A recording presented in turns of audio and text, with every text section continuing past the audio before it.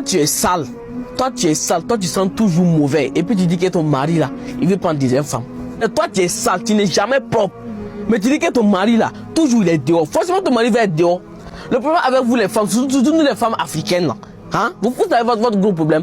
Parce qu'on a l'impression que quand la femme, elle se marie, au début, là, c'est bon. Tout le temps, elle sent bon, elle se maquille, alhamdoulilah. Mais quand elle accouche 1, elle accouche 2, c'est fini. Tu as l'impression qu'elle te dit que non, elle n'est plus femme encore, elle est devenue vieille. La différence entre les Sénégalaises et puis les autres, là, c'est que tu peux voir une femme sénégalaise, elle a 5 enfants, elle a 4 enfants. Mais si on ne te dit pas, tu vas dire que celle-là, elle ne s'est jamais mariée. Tellement qu'elle prend soin d'eux. Il y a des femmes aujourd'hui même, elles ne se douchent pas. Femmes qui ne se douchent pas. On se connaît, je les connais. Vous ne vous douchez pas. Après, vous venez dire que non, mon mari, il n'est pas intentionné. Il n'y a pas homme. Il n'y a pas homme. Peu importe si ton homme, il t'aime comment. Quand tu deviens sale, tu ne sens pas bon, l'amour va quitter. Faut pas, on va se flatter. Une femme là, ce qui fait de toi réellement une femme là, c'est quand tu es propre, tu sens toujours bon. Même si ton mari, il est comment. Wallah, ton mari là, il ne va pas aller regarder ailleurs. Mais vous êtes sale. C'est vrai, tu as fini de préparer. Mais il faut aller te toucher. Le mari vient. C'est odeur de oignon, odeur de l'ail. Et comment on appelle ça? Peau de l'enfant est déposée, il y a caca dedans, il y a pipi de l'autre côté. Le mari, même quand il vient à la maison, lui, il ne se sent pas. Tu es sale, ma chérie. Il faut te rendre propre, il faut te doucher et ton mari va t'aimer. Prends soin de ton mari. Il y a un de nos douceurs qui nous a expliqué, et ils étaient partis au Sénégal.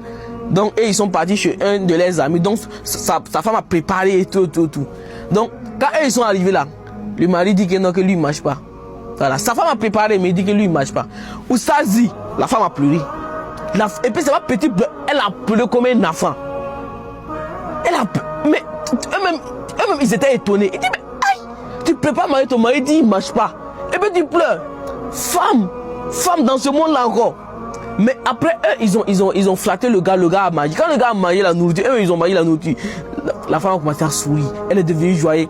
Il dit, ils sont venus au pays. Quand ils sont venus au pays, là, ils ont essayé de faire la même chose ici. Donc, sa femme a préparé. Quand sa femme a préparé, là, lui aussi, il a dit que non, que lui, il ne marche pas. Quand la femme est venue, la femme dit, ah, il ne marche pas. Il dit, lui, il ne marche pas. Vous savez ce que la femme a dit? Directement, elle a appelé les enfants. Madou, Safi, venez vite. Là. Votre papa dit qu'il ne marche pas. Venez prendre. Regardez la différence. Elle s'en fout, tu as mangé autant. Et puis vous dites, c'est ça qui fait la différence entre les femmes. Oumna Aisha radiallahu anha.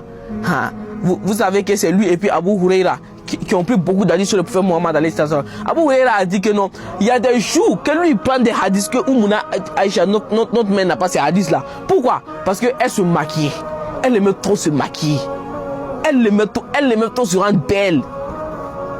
Mais aujourd'hui là, quand tu as les oumou, les korotoumou, c'est toi-même tu la forces, il faut te laver, il faut te doucher. Après c'est pour dire mon mari veut prendre deuxième femme.